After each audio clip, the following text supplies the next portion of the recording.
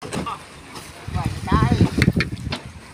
akyat yung iba kung kulang sa taas para abot-abot para sa pag-unlad ng ano, trabaho. Ayan, tulong-tulong para bilis matapos. Ayan.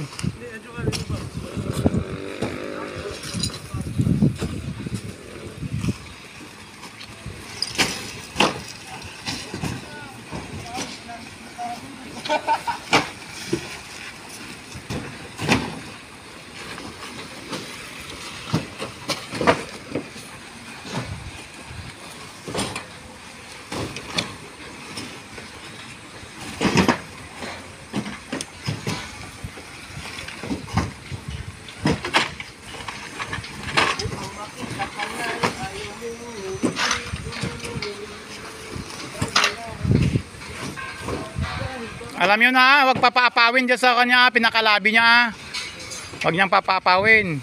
Kailangan pagkasya nyo yung baka mahuli. Kawawa naman pag mahuli. Kumbaga sa bigas, yung salop, kakalusin yung salop. Walang apaw. Pag puno na ang salop, kakalusin.